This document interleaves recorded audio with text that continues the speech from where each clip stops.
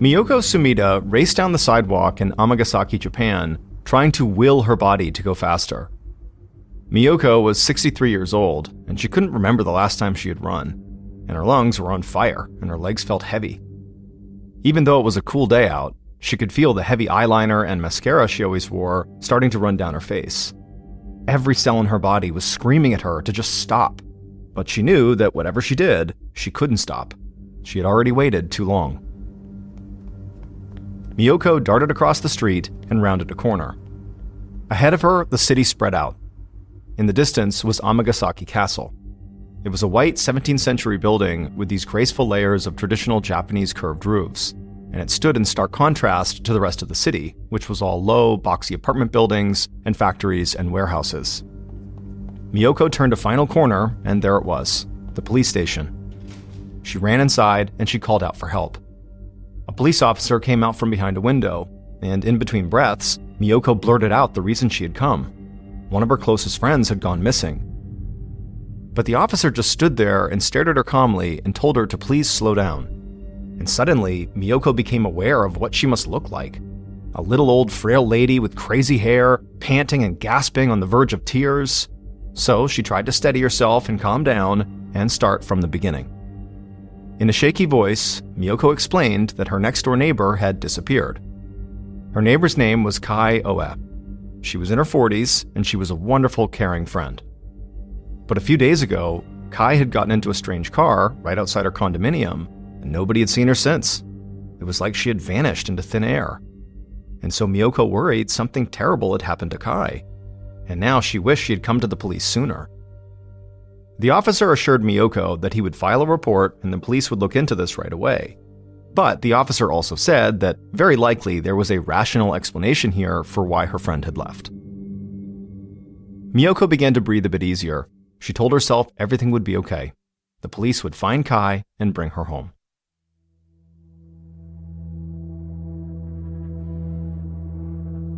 On November 9th, 2011, a week and a half after Miyoko reported Kai missing, a foreman and his work crew arrived at an old abandoned warehouse in the industrial section of Amagasaki. This warehouse was only a few miles from where Kai had last been seen, but the foreman and his crew didn't know anything about that. They just knew this was where the job they had been hired for was taking place. They were supposed to move some cargo that had been left inside the warehouse to a new location. When the foreman led the crew inside, they saw this vast, mostly empty space with trash and dust on the concrete floor and cobwebs on the walls. There were a few labeled crates scattered around, and so the foreman told his men to start moving them out to the truck. And as the crew took each item out, the foreman would mark it off his list. But then, at some point, one of the workers noticed something tucked away in a dark corner of the warehouse. The worker walked over to it and realized it was this big metal drum, like a barrel that might be used to store oil. At first, he just assumed it was part of the cargo they were supposed to move, so he grabbed it and tried to slide it across the floor. But the drum didn't budge. The worker laughed at himself. He was a pretty strong guy, and he figured he should be able to move a single metal drum on his own, so he took a breath, squatted down, gripped the top of the drum, and tried really hard to pull it out of the corner. But still, it didn't move. A couple of the other workers saw him doing this, and so they joined him in the corner. Together, they all gripped the metal drum and pulled. And it moved, but barely. At this point, the foreman came over to see if he could help, and when he did, he immediately noticed that this drum did not have any markings on it. And he thought that was very strange, because the other items they had come to move had all been very clearly labeled. And so the foreman glanced down at his list, and he did not see the metal drum anywhere on it. This sudden mystery got the crew excited, and they wondered what might be inside of this drum. Maybe there was something valuable or illegal. The foreman thought about just leaving the drum alone, but if it was a valuable item that somehow didn't make it onto this list but was required to be moved, well, the client would be angry if it was left behind. So the foreman told his crew to open the drum to see what was inside. Then they'd figure out what to do with it. The men were all in good spirits and joking with each other as they pulled on the lid, and the foreman could feel his heart beating faster with the anticipation of what they might find inside. Suddenly, the metal lid came loose, and it clanged to the floor. The foreman and his men leaned over the barrel to see what was inside. And for a second, there was absolute silence in the warehouse. As the foreman stared down into the drum, it was like everything around him disappeared. Finally, one of his men let out this awful, strangled scream, and it was like it snapped the foreman back into reality. He fumbled to dig his phone out of his pocket, and then with a shaking hand, he dialed 110, the emergency line for police.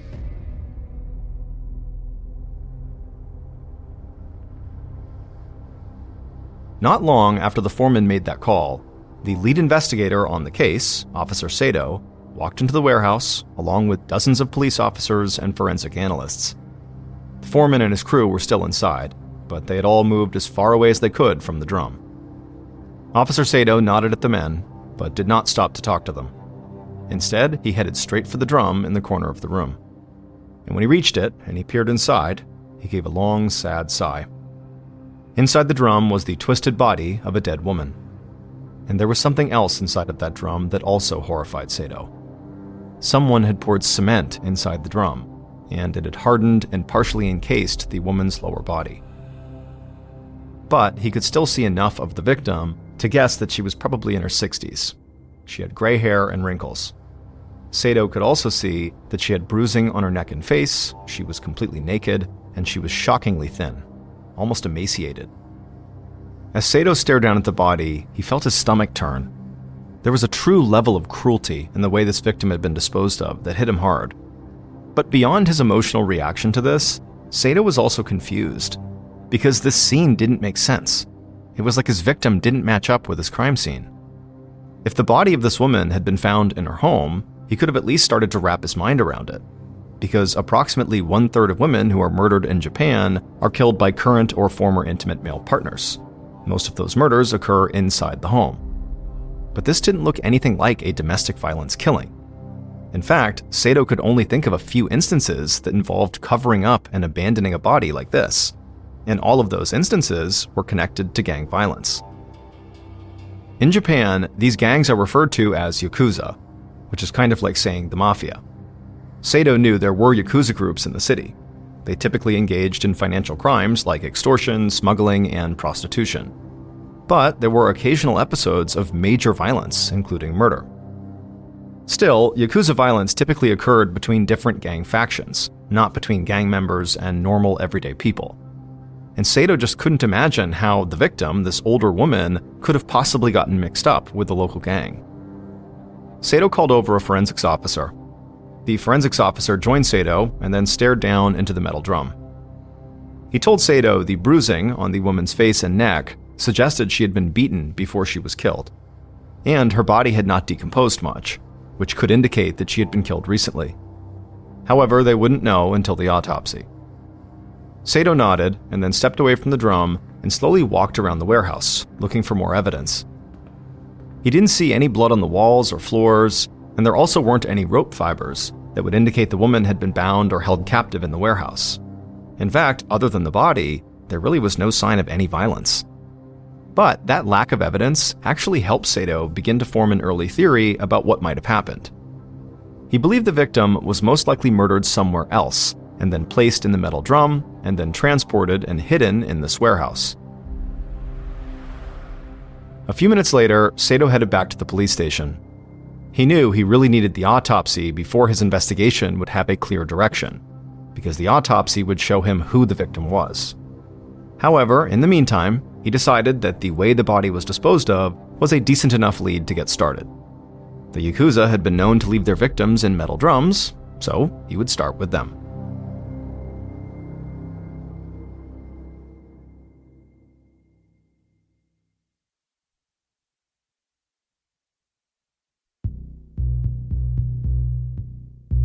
The following day, members of Sato's investigative team fanned out to the dark corners of Amagasaki.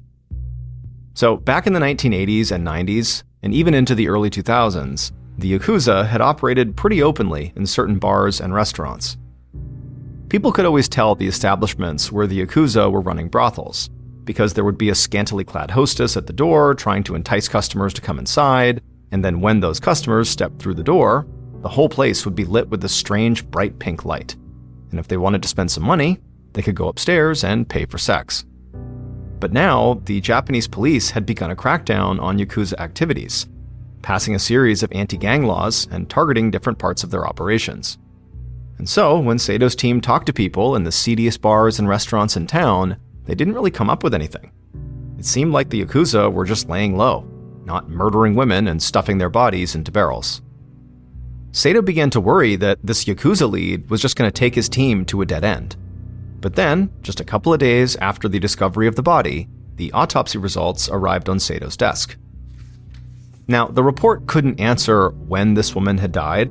It was impossible to tell if she had been dead for days or months. However, the report did give the identity of the victim. Using dental records, authorities had identified her as Kazuko Oe, a 66-year-old woman who had lived in the city. Sato kept on reading the autopsy, and when he finished it, he found attached at the back was this additional report. And when he read this additional report, he was shocked. The report said the dead woman found in the barrel was the mother of Kai Oe, a woman who'd recently been reported missing. But that was not the craziest thing, because the missing woman, Kai, had not been missing at all. A few days after Kai's neighbor, an older woman named Miyoko Sumida, had filed a missing persons report, the police had tracked down Kai, just 20 minutes away in the major city of Osaka. And it would turn out Kai had been hiding out there using a fake name. Very suspicious. And so Sato quickly contacted the officers who'd found Kai, and they told him that when they'd located her, they had no idea her mother was dead, and so there was no connection drawn about perhaps Kai being involved in the death. And since it was not illegal for her to run away and hide out in a different city and pretend to be somebody else, Kai had simply been brought home and allowed to return to her normal life like nothing had happened. Now, Sato's mind began to race.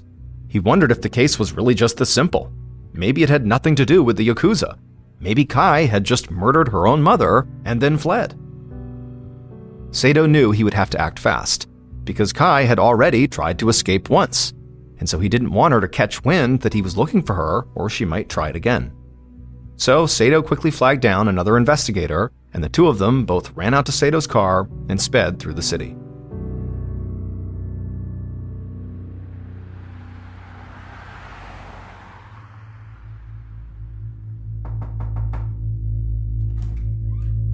When Officer Sato and the other investigator knocked on the front door of Kai's condominium, a short, nervous-looking man in his 40s greeted them.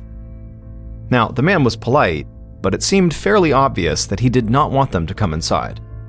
The man told Sato that he and his family knew about how Kazuko had been found in the drum in the warehouse, and so they just wanted privacy to deal with their grief.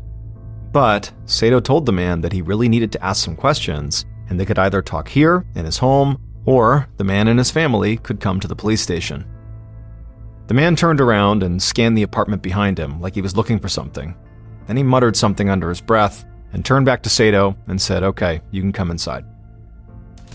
Sato and the other investigator paused to remove their shoes, then they followed the man into the front room. And Sato couldn't explain it, but right away he felt like something was off here. He asked the man if he was related to the murder victim, Kazuko, and the man said yes, she was his mother-in-law. But then he quickly corrected himself and said actually she was his former mother-in-law. He was divorced from her daughter, but he still lived in the condo with his ex-wife, their kids, and Kazuko. This surprised Sato. Why would a divorced couple keep living together? But he just smiled and nodded. He wanted to keep the man talking very comfortably. And just because the living situation seemed odd to him, that didn't mean there was anything wrong with it. Eventually, Sato got to the point and asked the man if his ex-wife was Kai Oe, the woman who had gone missing and then returned. The man shook his head. He said he had been married to Kai's younger sister, but Kai actually also lived with them in the condo. The man paused and again looked around the room like he was searching for something, then he turned back to Sato and just began to laugh. Sato glanced at the other investigator, and he looked as creeped out as Sato did. There was something so strange about this man, and it wasn't just that he clearly was very nervous. A lot of people get nervous talking to the police, so they were used to that. This weirdness was something else. Once the man stopped laughing, Sato asked him if Kai was home, and the man turned and pointed to a closed bedroom door. Sato got up and walked over to it, knocked, and announced he was a police officer and asked if he could come inside. There was a brief silence, and then Sato heard light footsteps from inside the room. And slowly, the door opened.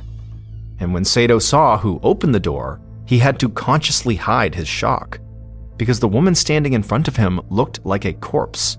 She was rail thin, and her eyes seemed hollowed out in her face. Sato could see there were stains on her shirt, and her hair was stringy and greasy, like it hadn't been washed in weeks. He asked her if she was Kai, and she just nodded. Sato stepped into the room, while the other investigator stayed back with the man. In the room, Sato saw there was a plate on the floor with scraps of food on it, and also clothes were piled up in different spots. The room smelled sort of musty, like the door hadn't been opened in a long time. Sato wondered when Kai had last left her bedroom. The silence was broken when Kai said she knew why he was there. She had actually been expecting the police ever since she got the news that her mother's body had been found in that warehouse. Sato asked if she knew what had happened to her mother, and in a voice so quiet that Sato had to lean in to hear her, Kai said, "My mother took her own life." This absolutely stunned Sato. If it was a lie, it was a really stupid one. Because why would Kai expect him to believe that her mother had, put herself into a concrete-filled drum? Or was she suggesting that her mother had killed herself, and then Kai, or maybe somebody else in her family, had then disposed of the body by putting it in the drum? Sato waited for Kai to say more, but she didn't. She just went quiet. Finally, when the silence between them had become deafening, Sato asked her, hey, why'd you run off to Osaka a couple of weeks earlier? Kai seemed to force a smile, and then said the whole thing was a big misunderstanding. She had just gone on a quick trip and was surprised anybody even noticed she was gone. Now, this made perhaps less sense than even the idea that Kai's mother had put herself in the drum, but Sato stayed quiet. He didn't want her to know that he was sort of onto her.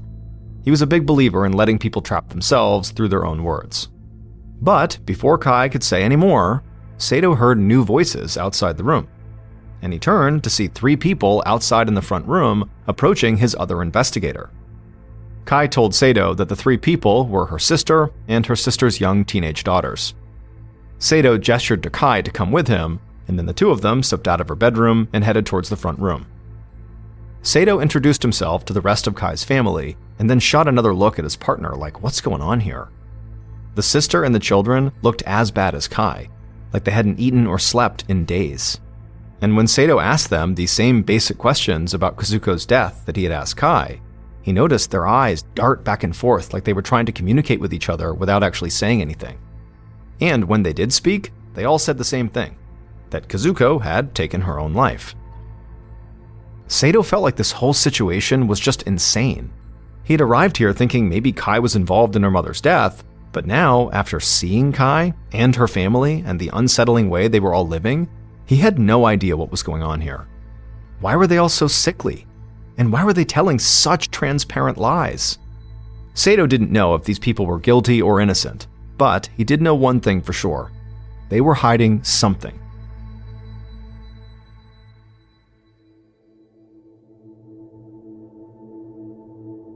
He told the family they would follow up soon, and then he and his partner stepped outside. And then once they were out there, Sato said to his partner that, hey, while we're here, we should speak to the neighbors to see if any of them have a clue about what is going on inside of that condo. They began knocking on doors, but the neighbors would just say they knew nothing and then quickly retreat back inside. Now, this actually was not surprising to Sato. In Japanese culture, people were often reluctant to speak about other families' lives, especially if that family was doing something illegal or if they were mourning the loss of a loved one. But Sato had hoped he would have at least one opportunity for a helpful interview with a neighbor. He had looked at the missing person report that had been filed about Kai, and he knew that the older woman who filed it, Miyoko Sumida, lived right next door. Now, the investigators had actually already knocked on her door, but she hadn't answered. However, Sato figured they should try one more time before they left. After all, she's the one who filed the missing persons report, and so if anybody had more insight on the family, it would be her. And this time, when they knocked on Miyoko's door again, she did answer. However, she just seemed really scared and quickly apologized and said she had nothing more to say. Sato and his partner were about to just give up and leave when a young couple opened up their door and actually invited the investigators inside. The couple told them that months earlier, They had been out walking in a nearby park when all of a sudden they heard a woman screaming. And when they looked in the direction of the scream, they saw Kai, her sister, and her brother-in-law and their daughters beating Kai's mother, Kazuko. They said they had immediately called the police, but when the police arrived, they barely questioned the family. Instead, the officers had a quiet conversation with the family, left after a few minutes, and never followed up with the couple. This didn't surprise Sato either. At this time in Japan, domestic conflicts were handled very differently than pretty much any other kind of criminal investigation. It came down to the same principle of respect for privacy that made Kei's neighbors refuse to talk to them. Basically, police thought that family problems, even nasty ones, should be dealt with by the family. Sato was disappointed he hadn't gotten more information, but as he and his partner left the young couple's home, his mind began to race. Kazuko had been beaten before she died. There was all that bruising on her neck. And now, Sato knew that Kazuko's own family had been beating her. However, this didn't solve the mystery. In fact, it only tangled it further. Because after seeing Kai and the others in that condo, Sato didn't think they could actually physically carry out all the steps of Kazuko's murder. Kai looked so weak that it seemed like she could barely stand on her 2 feet, and the rest of her family wasn't much better. So how could they beat Kazuko to death, then transport her body to the warehouse and cover it with cement? Sato could not answer those questions, and he didn't even know where to look. The next afternoon, Sato was at his desk trying to figure out his next step when his phone rang. He picked it up, and the man on the other end spoke barely above a whisper, and he said, "I have important information about Kazuko Oe's murder." Sato felt a rush of adrenaline, and instinctively he just stood up at his desk. He asked who the caller was, but the man wouldn't give a name, and Sato didn't want to scare him off, so he didn't press. The man said he didn't know how Kazuko had died, but he was certain that her family was under the thumb of a vicious Yakuza gang. And this particular gang had a ruthless leader, who was perhaps the most terrifying Yakuza leader in the whole city. After that, the caller hung up. Sato stood there in shock. It was like he had arrived back at the very beginning of this case, when he had stood over Kazuko's body in the metal drum and wondered if this was the work of the Yakuza. Sato immediately began a deep dive into the Oe family's finances. He knew that almost all Yakuza crime just came down to money.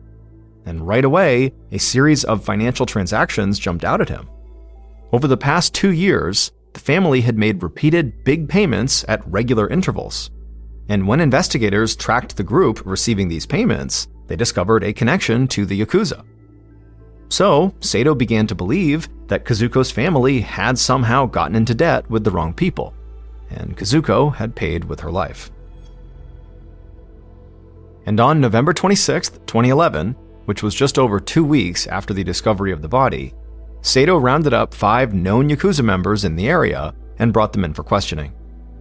However, Yakuza members rarely ever talked to the police, so after 5 mostly silent interviews, Sato had no clear evidence linking any of them to the murder.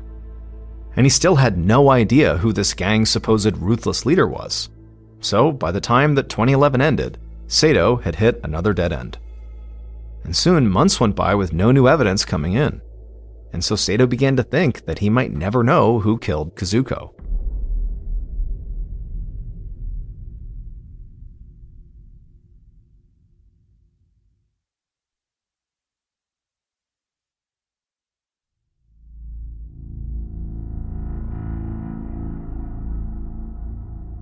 On October 14, 2012, so 11 months after the discovery of Kazuko's body, a pair of Amagasaki police officers approached an empty one-story house in a residential neighborhood.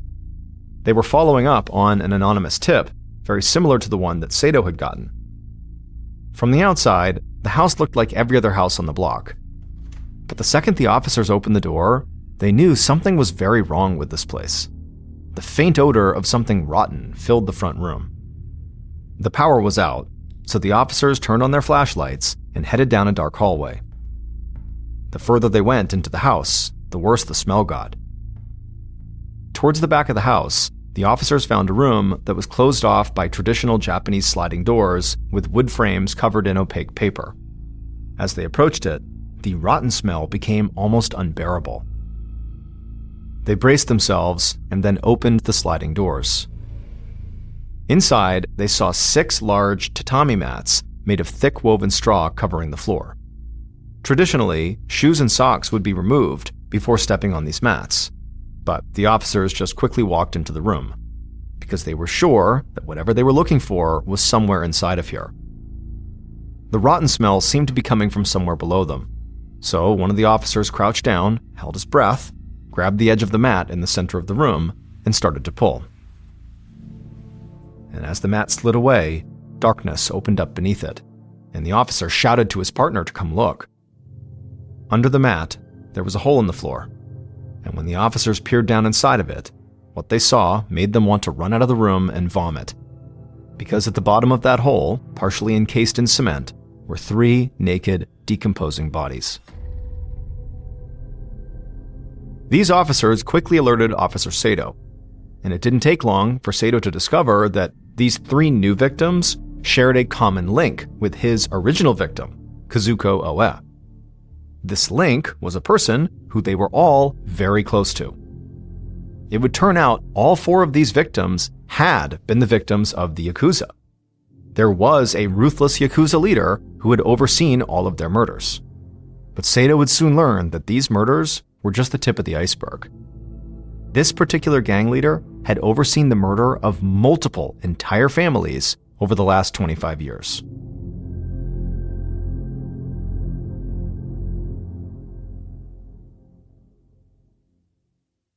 Based on evidence discovered at several crime scenes and from interviews conducted over the course of a year, the following is a reconstruction of what police believe happened to Kazuko Oe.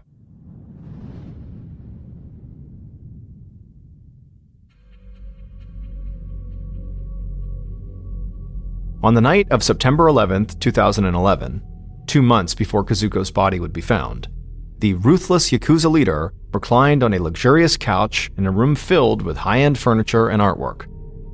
The leader checked the time and then picked up a phone and made a call. One of the killers answered, and without hesitating, the leader told the killer, "Now." Then the leader hung up, tossed the phone on the couch, and calmly waited. Not long after that, the 2 killers stood outside of Kazuko's bedroom, where she was fast asleep. After a minute, they signaled to each other that they were ready. Then they opened the door and rushed Kazuko's bed and leapt on top of her. Kazuko woke up to the sight of fists flying at her face. She tried to fight off the killers, but they had her pinned down, and each punch left her dazed and writhing in pain. She tried to cry out, but she was too weak. The killers brushed away Kazuko's arms as she tried desperately to protect herself, and they kept on pounding her in the face, the neck, and the head, until Kazuko just stopped fighting back. When Kazuko went still, and the killers realized she was dead, they climbed off the bed and backed out of the room. Back in the front room, one of the killers called the leader to say the job was done. But the leader just laughed and told the killers to stay right there, because the job was not, in fact, done. The killers did exactly what they were told. They always did exactly what they were told. They stood there in complete silence, waiting. Finally, the front door opened, and the ruthless Yakuza leader walked into the condominium. The killers led the leader into Kazuko's bedroom. The leader stared at Kazuko's body, and then barked for the killers to move her to the bathtub and cover her with ice. The killers obeyed. And once Kazuko's body lay under a blanket of ice, the leader brought the killers back to the front room. There, the leader told them to write a suicide note, and to make sure the note included Kazuko's last wishes, that Kazuko wanted to leave all of her money, her possessions, and property to the Yakuza leader. The leader then told the killers that the last thing they would have to do was secure a metal drum, so that other members of the gang could transport the drum with Kazuko's body inside to a warehouse. The killers nodded silently. Once the plan was set, the leader smiled at the killers, and then turned around and walked back outside, and went right back next door to the condominium where they lived, and went back to relaxing on the couch.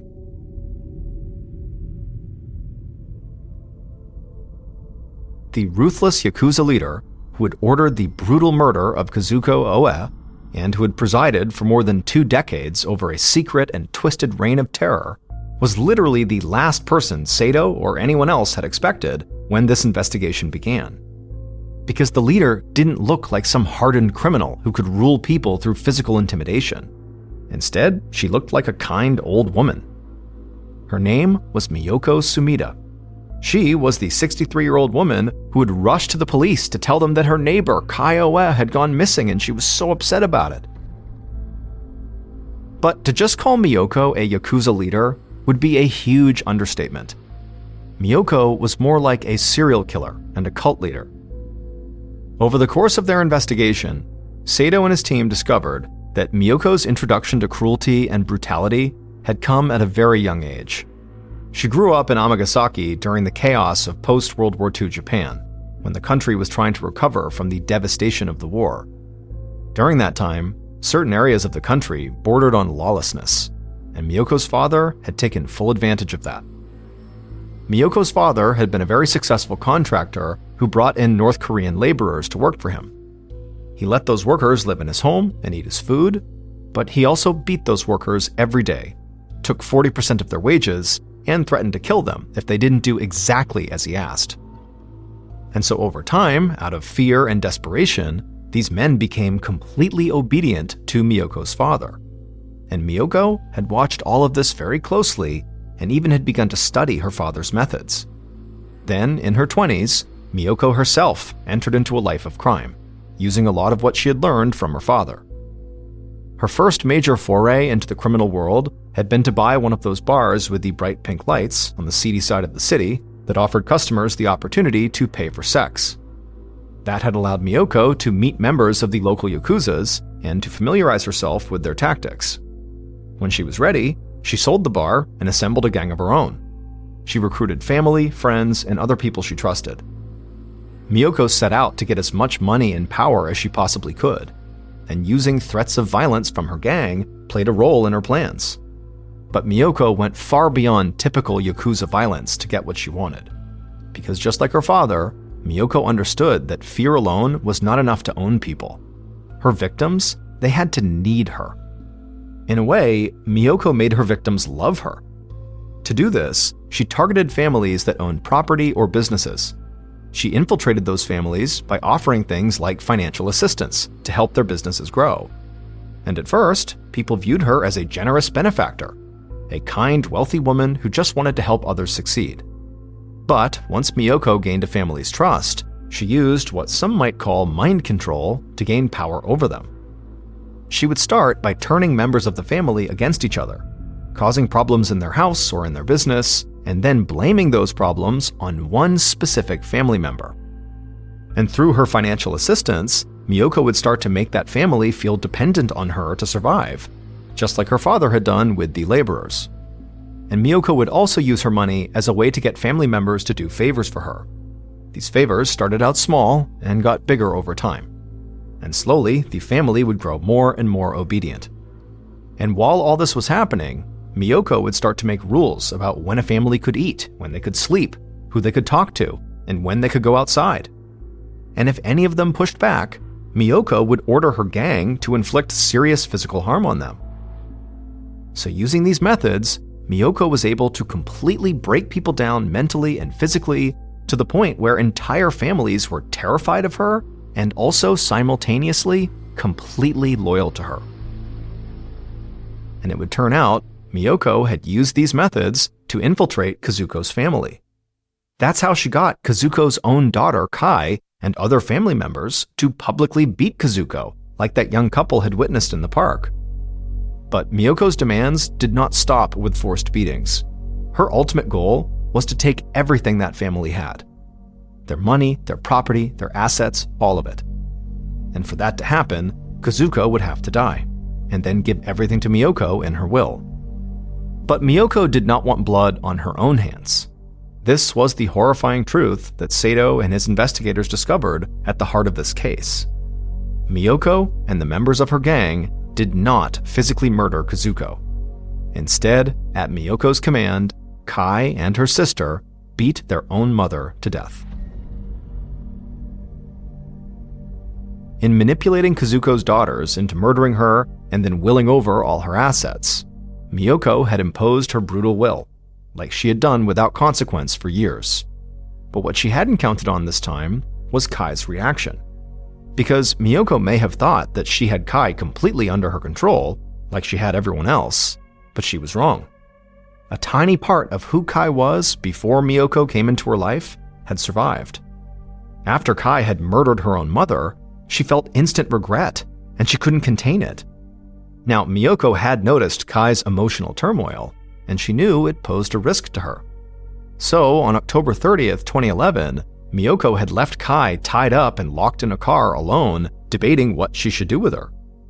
But Kai had managed to escape, and that's when she fled to Osaka and began living under a different name. When Miyoko realized that Kai was gone, she ran to the police station and played the hysterical, desperate old woman just trying to find someone she loved. She knew the police would immediately believe her, and she was right. And when the police found Kai, she refused to tell them anything. Remember, she was terrified of Miyoko, but she was also guilty of her own mother's murder. How could she possibly explain her situation to the police? So she just came home.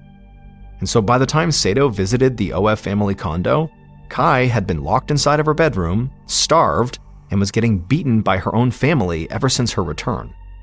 And Kai almost certainly would have suffered the same fate as her mother if that work crew in the old abandoned warehouse hadn't gotten curious about the unmarked drum mixed in with the rest of their cargo.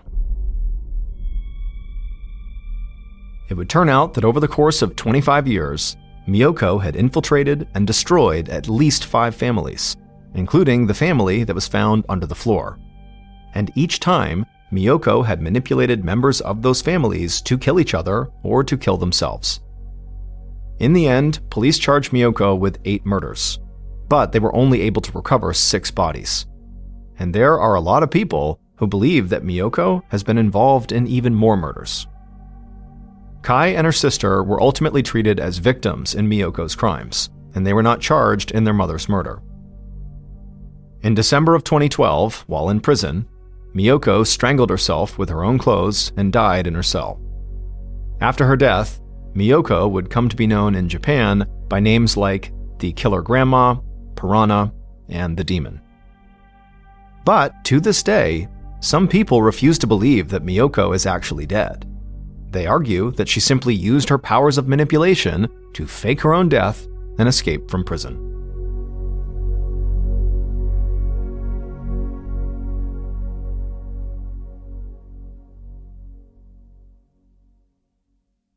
A quick note about our stories: they are all based on true events, but we sometimes use pseudonyms to protect the people involved, and some details are fictionalized for dramatic purposes. In April of 2020, a 17-year-old named Sam, who was an avid outdoorsman, decided to go on a one-night hike in the Superstition Mountains in Arizona. The mountain's name has a bunch of supposed origins, but the one that's generally accepted is people are afraid of the Superstition Mountains because of all the mysterious deaths that have occurred there. And so because people would avoid these mountains in fear of mysterious death, it became these Superstitious Mountains. But Sam was not superstitious and regularly came out here to go hiking, in particular on this 8-mile loop that went through a canyon. And so this one night overnight he planned on doing was going to be on that 8-mile loop where he'd do 4 miles in, camp out, and then 4 miles back. And he planned to do it with a friend, but his friend at the last minute canceled, and so Sam teetered on not even doing it, but ultimately decided, okay, I'll just do it by myself because I'm very familiar with this area. On the day he was supposed to go do this hike, he had planned on getting there early in the day to have maximum lighting, but due to some unforeseen circumstances and traffic and bad road conditions, he didn't get to the trailhead until 5:45 p.m. that night. Sam knew it was a bad idea to start this hike so late because he was going to run out of daylight. He probably was not going to make it 4 miles to the point where he planned on camping out, but he figured with his good health and fitness, he could probably quickly make his way to the 2 or even 3 mile mark, and there were some suitable campsites there. And so he decided he would kind of risk it and just try to go as fast as he could and use the daylight he had to reach a suitable campsite.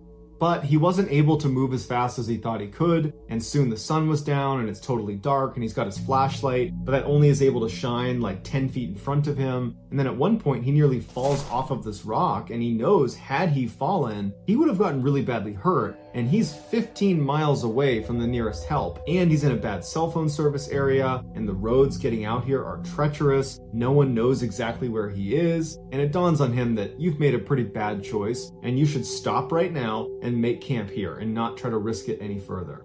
And so as it happened, where he was, there was this forest right nearby, and he could see there was a clearing about 30 feet off the path when he shined his light. And so he walked into that clearing, and he found it was a great spot to make camp. And in fact, on the edge of this clearing was the remnants of a fire pit.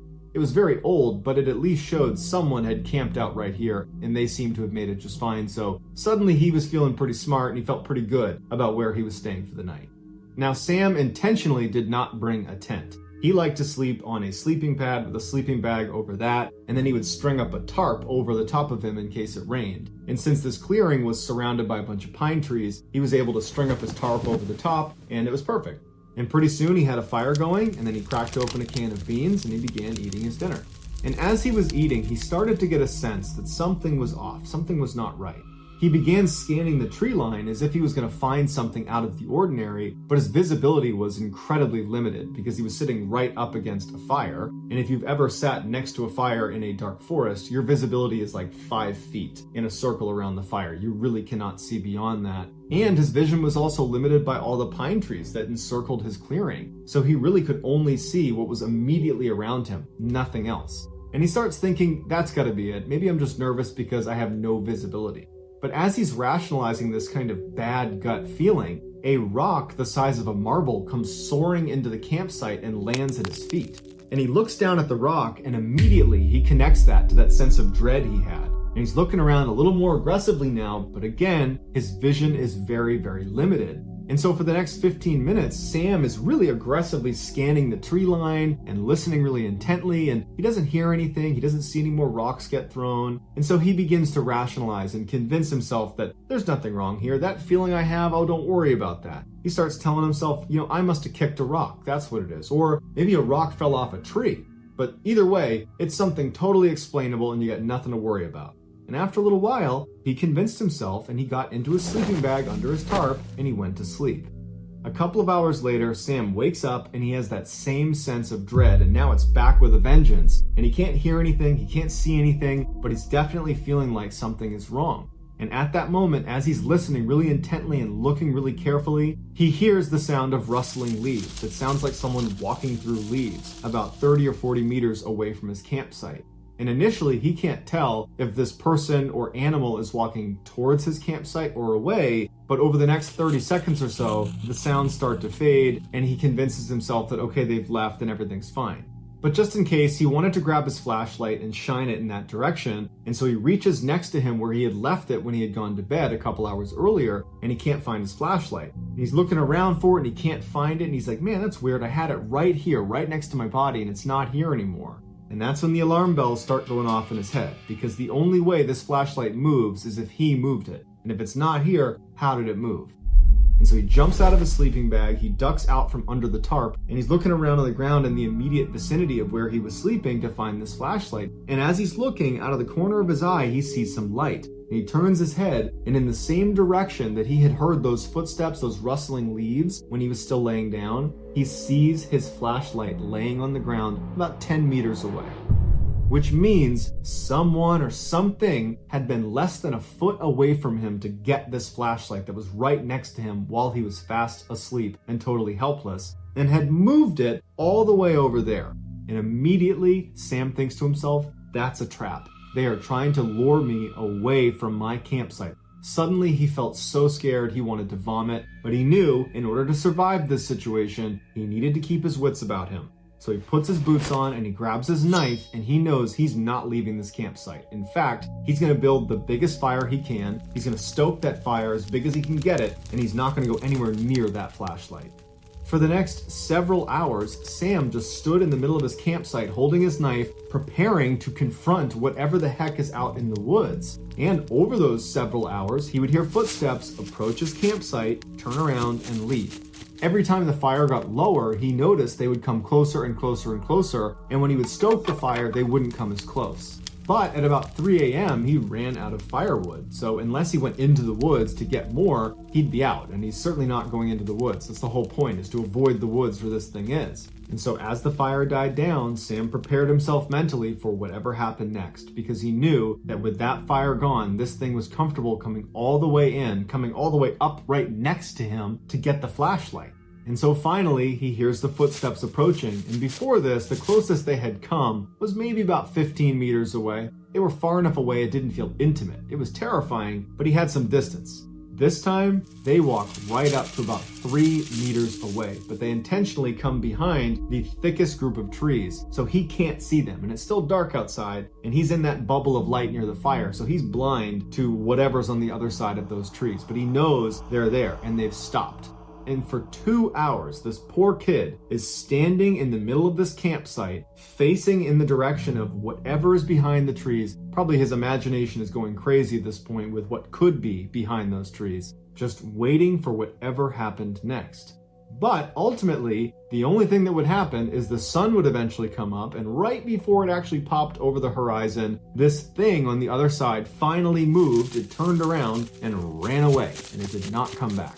And so when the sun finally did come up, Sam didn't just charge out of there because he's still thinking there could be a trap. He waited until it was totally full sunlight, and then he packed up everything he had, and he practically sprinted back to the parking lot, back into his car, and he drove nonstop for 20 miles until he got to a gas station where he could park and collect himself. And when he got there, he got out of his car and he went in and he got a drink, and when he came out, he noticed someone had written something on the dust on the back window of his car. And he walks over and it just says, "Sleep well?" ?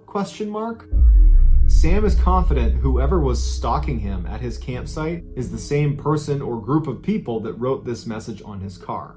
And now Sam just wonders, what would have happened if I retrieved that flashlight?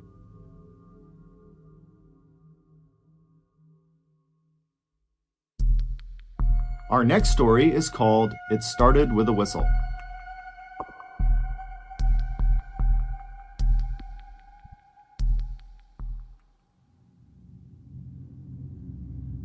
In 2017, 27-year-old Lydia Makarchuk left her home country of Ukraine and moved to Bracknell, which is a town just outside of London. Shortly after moving into her new apartment, Lydia went out and got a job as an accountant at a local hotel, and then after that, Lydia pretty much swore off her social life and instead just focused exclusively on working hard and saving money. The one reprieve she got from work was going to church on Sundays. 2 years later, Lydia was at her church enjoying the coffee hour that always followed the Sunday sermon when another member of her church, who she didn't really speak to, this 41-year-old man named Norbert Varga, approached her and kind of awkwardly complimented her shoes. And she was so flattered by this that it opened up a friendly conversation between the two of them. And during this conversation, Lydia was pleasantly surprised to find out that Norbert was an expat too. An expat is someone who lives outside of their native country. Norbert had moved to the UK in 2018, so that's 1 year after Lydia had moved to the UK, and he came from Hungary, which shares a border with Ukraine. And just like Lydia, when he got to the UK, he kind of put all his energy into his work and trying to save money. He was a radio technician and a photographer. And so the two spend the rest of this coffee hour chatting and enjoying each other's company. And then afterwards, when they left the church and they both got home, they both found themselves thinking about the other. There was clearly an attraction there. And so the following Sunday, they both very eagerly rushed back to church in order to spend more time together. And sure enough, during that coffee hour, they spent the whole time together just chatting it up. And then afterwards, they exchanged phone numbers and made plans to get together outside of church. They were going to go on a date. And so the rest, as they say, is history. 2 years after Norbert complimented Lydia's shoes, they got married in Bracknell. And while the wedding was great, unfortunately, none of Lydia's family members, who were all in Ukraine, none of them could attend the actual wedding. And so the newlywed couple decided the way they would handle that is their honeymoon would be spent in Ukraine. That way Lydia's family could celebrate their wedding as well. For a variety of reasons, this honeymoon trip to Ukraine kept getting pushed back, but finally in September of 2021, everything lined up, everyone was available, and so Norbert and Lydia rushed to the airport and they hopped on a flight. And during this flight to Ukraine, Lydia remembers being so excited specifically about her husband finally getting a chance to spend some time with her 29-year-old younger brother Miroslav. Lydia was very close with her brother, and so it mattered to her greatly that he and her husband had a good relationship. But to that point, because of the great physical distance between the UK and Ukraine, the two had really not had that much interaction, and so they really didn't know each other very well. And so this trip was really important to Lydia, and Miroslav, he really picked up on that because he put together this camping trip for the end of their stay in Ukraine, where he knew he'd be able to step aside with Norbert and chat with him and get to know him a little bit. And so that was kind of like the fail-safe, where if he and Norbert did not get a chance to speak all week because they were visiting with so many people, they would have a chance to at the end of the week on this camping trip. So after a few hours of flying, Lydia and Norbert touch down in Ukraine, and they make their way to Lydia's family's house where they're going to be staying for the week. And that night, and for the next several days, the couple was swamped with several family reunions and meetups with old friends that hadn't seen Lydia in years. And so Norbert and Miroslav were not getting any time to themselves, and Lydia really knew that. And so she and Norbert began looking forward to this camping trip, because that not only represented a kind of peaceful break from the chaos of all these reunions, but it also did represent the one chance they knew Miroslav and Norbert would get to interact with each other. And so finally, September 15th, the end of the week, it came, and it was time to go on this camping trip. And so Lydia and Norbert and Miroslav and 9 other family members, they all packed up their tents and their camping belongings, and they loaded up a couple of cars, and they drove over to the base of the Carpathian mountain range. This mountain range, which stretches for nearly 1,000 miles across Eastern and Central Europe, are very popular amongst tourists because it's stunningly beautiful. Everything is green and lush, and there are these crystal clear lakes and breathtaking waterfalls and all these amazing animals running around, and there's no mosquitoes, and they have these really cool hikes that bring you up to these very impressive overlooks. And so that night, Miroslav had made reservations for this one campsite, this very popular campsite that was up in this clearing, not too far up the mountain, and it had this great view down to the forest below, and because it was in a clearing, it had this unobstructed view up to the sky, where in this area, you could look up and just see stars in every direction. And so when Lydia and the rest of this group arrive in the parking lot of this mountain range, they were all really excited to get up to this campsite and just enjoy being there. And so they park their cars, they get their gear out, they find the trailhead, and then they begin hiking up the mountain. And about 2 hours later, they arrive at this clearing. They find their campsite, which was marked by this small fire pit underneath a couple of trees. And so they go over and they set their tents up, and some people go out and get some firewood. And then before long, a fire was made, and this group of 12 people that had not seen each other in so long, they just sat down and began enjoying each other's company. They put tea on, they were swapping stories. It was really just this wonderful time. And then around 8 p.m., the sun started to set, at which point this huge group just stopped and enjoyed this beautiful sunset. And then once the sun had gone down, there were 2 kids that were there on this trip. And so they were put to bed in their tent. And then the remaining 10 adults just kind of hung out by the fire and enjoyed each other's company. And it was actually during this second half of the night that Norbert and Miroslav finally really got a chance to just chat with each other. So for about an hour, they were talking to each other, and Lydia is just watching this happen, and she couldn't be happier. This is like the perfect ending to this trip. And then around 9 p.m., Norbert stands up. Lydia sees him stand up, and he tells the group he's going to run back to his tent, which was a ways away from the campfire, and he was going to get his camera. And so Lydia said, okay, no problem. And she remembers watching him walk off into the distance, because when you're at the campfire, if you're looking away from the campfire, everything is pitch black in that direction. And so she watches him disappear into the darkness, and then she and her brother and everyone else just kind of turn back towards the campfire. And then all she remembers about what happens next is she heard a whistling sound. And at first it was very faint, but it started to get very, very loud. And when it got loud, she tried to kind of figure out where it was. But before she could, suddenly something hit her in the face, predominantly hit her in the nose. And as soon as it did, she went blind, she went deaf, and then she felt herself on the ground, and she has no idea what's going on. And all she can remember thinking is, oh my God, something horrible has happened to me. I might die. I don't know what's happening, but I might die. And so she started praying for herself to survive whatever was happening to her. And then her hearing started to come back just a little bit. Her vision was still totally blurred. She could only kind of tell where the fire was because it was bright. But her hearing, it started to come back. And that's when she heard moaning coming from somewhere near her. And so she's thinking, okay, whatever horrible thing has happened to me has happened to other people too. And so instead of just praying for herself, she began praying for everyone who was at this campsite. And so as her hearing is getting louder and louder and she's hearing more and more moaning and crying happening all around her, she suddenly hears her husband screaming her name. Her vision is still gone, but she knows it's him, and he lands right behind her and he grabs her and he's just repeating her name over and over and over again. And then Lydia manages to kind of choke out to her husband what happened. And there's a pause, and then Norbert says to her, "It's bad.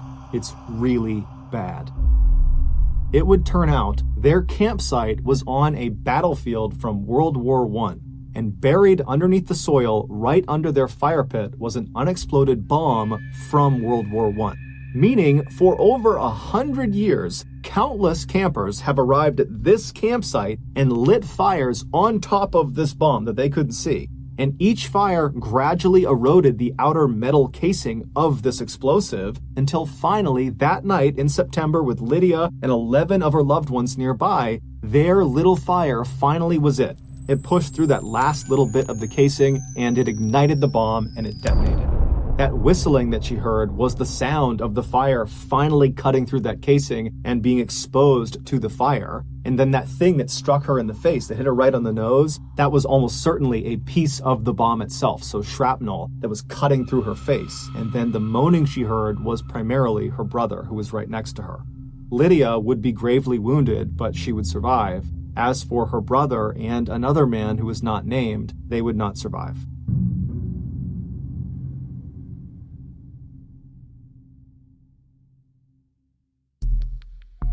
The next and final story of today's episode is called Thorns.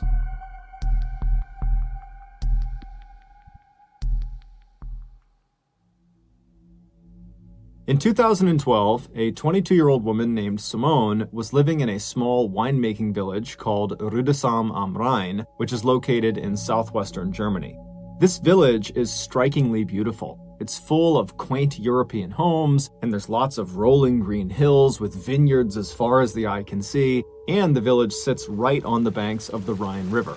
Simone had grown up in this picturesque village, and she had loved it, but this was going to be her last summer before she left and headed off to New York City to start the next chapter of her life. And while she was excited about that, she was also kind of sad because this village and everybody inside of it were the only things she had ever known. And so the idea of leaving them behind just seemed very strange to her. But instead of focusing on the kind of growing anxiety around her imminent departure from Germany, she focused on what she would be doing that summer while she was still in Germany. Some of Simone's fondest memories of her childhood were of her time spent at summer camp. And this summer camp was located in this forest that was not far from her village. And every summer in July, Simone, along with about 200 other kids from her village and from neighboring villages, would converge on the campgrounds in the forest for 2 weeks of playing games and going on scavenger hunts and putting on stage plays and just generally having a really good time. But when Simone became a teenager and was too old to be a camp attendee, she decided she would volunteer and be a camp counselor. And she found it was awesome. She immediately connected with the other camp counselors, and she felt all grown up, having a real job, and she loved goofing around with all of the kids. And so every summer since that first time volunteering, Simone had gone back and volunteered again. And this summer was no different. So, in mid-July of that year, Simone packed up her things and she headed off to the forest. The way this camp worked was the 200 plus kids that were attending the camp, they would get dropped off in the mornings each day by their parents, and they'd play and run around all day. And then in the late afternoon, their parents would come back and pick them up. So none of the kids were sleeping over at the camp during these 2 weeks. However, the 30 plus counselors, they would just stay at the camp for the full 2 weeks. They would just sleep in tents out in the forest. Technically, the reason they did this was to make sure they had enough time in the morning to prep the campgrounds for the kids, and then also in the evenings to have enough time to clean up and kind of have it ready for the next day. But in reality, Simone and the other counselors all knew that the camping out in the forest was the best part of the volunteer experience. After all the kids went home for the night, all of the counselors would finish up all of their duties and then rush off into the forest where their tents were and where there was a fire pit, and they would have some beers and wine because the legal drinking age in Germany is actually 16. So all these counselors are having a couple of drinks, and then before long they'd be laughing and telling stories and just generally having a great time. So that July in 2012, Simone and the other counselors arrived at the campgrounds a day early, and they caught up with each other and they prepared the campground. And then the next morning, all the kids showed up and everything went off without a hitch. And then that afternoon, after all the kids had been picked up by their parents, Simone and the other counselors rushed to finish up all their duties and then headed off into the woods to enjoy their first night hanging out together. After a couple of beers had been passed around the campfire, everybody was in good spirits and laughing and telling stories. But pretty quickly, people started to fade and get tired because, it was their first day back at camp and it had been a long, tiring day. And so people very gradually began retiring to their tents to go to bed. And eventually Simone, too, had crawled into her tent and gotten onto her cot to try to sleep herself. But she found that night it was so hot she couldn't be in her tent. It was stifling inside of there. And so she decides she's just going to sleep out in the open where it's a little bit cooler. And so she picks up her fold-up cot and she brings it out into the open, and she sees there are several other counselors who have done the same thing. And so she puts her cot down next to one of her good friends who's already asleep in her cot. And then Simone climbs into her cot, she gets under her covers, and she tries to fall asleep. But for the next hour, Simone just tosses and turns, she can't get comfortable, and by that time, everybody else has completely passed out. So it's just her, she's counting down the time until she has to get up again to start the next day, and so she's getting stressed about that. But eventually, she would fall asleep. However, she would immediately be thrust into one of the most visceral and intense nightmares she had ever had in her entire life. In her dream, she opens her eyes and she looks out in front of her, and it's this desert city, and there are hundreds of people all in front of her, just standing there looking up at her. And then she notices on her left and on her right are these two men, these big, huge men that are both working on something behind her. She doesn't really know what it is, but they're obviously busy doing something. And she kind of glances up at one of them and she notices he's holding something that looks like a wreath, like a holiday wreath you would hang on your door. And so Simone looks away from the guy with the wreath and just looks back out at this huge sea of people, which is totally bizarre because no one's moving, no one's making any sound, they're just staring at her. And then she feels this shooting pain in the top of her head. The man who was standing on her right was not holding a holiday wreath. He was holding a crown of thorns, and now he, along with the guy on the other side of her, were working together to press this crown of thorns into her head. And so Simone is feeling the thorns being pressed deeper and deeper into her scalp. And she tries to fight them off, but she realizes she can't move. She can't even turn her head to look at them. She can only see them out of her periphery vision. And then she tries to scream out for help to someone in the crowd to come help her. But when she opens her mouth, no sound comes out. And so as she's sitting there, all she can do is stare straight out ahead of her as the pressure of these thorns are driven deeper and deeper into her skin. And then at some point, blood begins dripping down in front of her eyes. And around that point, the pain became so blinding, so awful that it woke her up. And as soon as she woke up, she shot up and she reached for her head to make sure there was no crown of thorns on her. And as she's doing that, she's thinking, okay, phew, it was just a dream. That was just a horrible dream. I'm in this forest. I'm good. I'm safe. And as she's kind of patting on her head, she's realizing her head is wet. And as she's touching her head, she's realizing it hurts. There's a stinging pain in her head. And then she realizes it's not just a stinging pain, it's a throbbing, intense pain all over her head. And so as she's kind of having this realization that her dream is now kind of segued into her real life, she looks out ahead of her and she sees off in the distance in the tree line, something is running through the woods. She can't tell who or what it is, but she makes a mental note that there is someone running away from them. But this pain in her head has gotten so intense that she can't focus on anything else. She can only focus on the pain. And as she's thinking about how much her head hurts, she screams in pain. And the girl who was laying next to her that had been asleep, she wakes up to the sound of the scream, but it's totally pitch black. She has no idea what's going on with Simone. And so this girl, she sits up and she's trying to get Simone to tell her what's going on, but Simone has no idea. She's totally frantic. She can't really make sense of what's happening. And so this friend, she reaches down and she picks up a flashlight, she turns it on, and she aims the light at Simone, illuminating her head. And when this friend sees Simone's head, she starts to scream. Seconds later, the rest of the counselors that had been sleeping out were awake, and they were rushing Simone, who was now shaking and vomiting, over to one of the staff vans. And then 15 minutes later, they had driven her to the emergency room. It would turn out, after Simone had finally fallen asleep and she began having that really intense dream about a crown of thorns being dug into her scalp, well, in reality, something was digging into her scalp, and it was kind of manifesting itself in her dream. And what was digging into her scalp was the jaws of a fox. This fox had snuck into the campsite and walked right up behind Simone and just started eating her head. And amazingly, it did not wake Simone up right away. And so this fox got 20 or so serious bites out of Simone's head before she shot up and scared it away. And so almost certainly what Simone saw running away from her in that quick moment was the fox. Doctors were able to save Simone and stitch her head back together, and they were even able to hide all of the scars in her hairline so you can't even see them. But despite her being physically okay today, psychologically, this was a very traumatizing event. Not only does she refuse now to go into any forest, whether it's day or night, but she also periodically still gets phantom pains in her scalp that feels like the fox is biting her head all over again.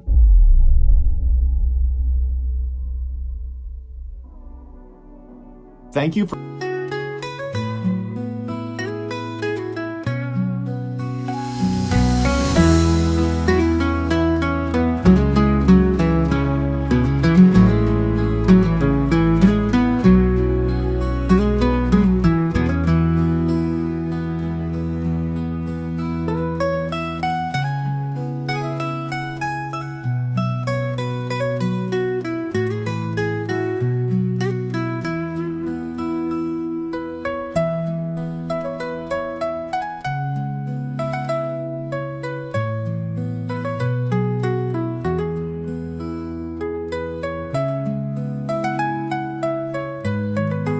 listening to the Mr. Ballin podcast. If you got something out of this episode and you haven't done this already, please sneak under the Amazon Music follow button's chair and tie their shoelaces together. This podcast airs every Monday and Thursday morning, but in the meantime, you can always watch one of the hundreds of stories we have posted on our main YouTube channel, which is just called Mr. Ballin. Consider donating to our charity. It's called the Mr. Ballin Foundation, and it provides support to victims of violent crime as well as the victims' families. Monthly donors to the Mr. Ballin Foundation Honor Them Society will receive free gifts and exclusive invites to special live events. Go to MrBallen.Foundation and click Get Involved to join the Honor Them Society today. If you want to get in touch with me, please follow me on any major social media platform and then send me a direct message. My username is just @MrBallen, and I really do read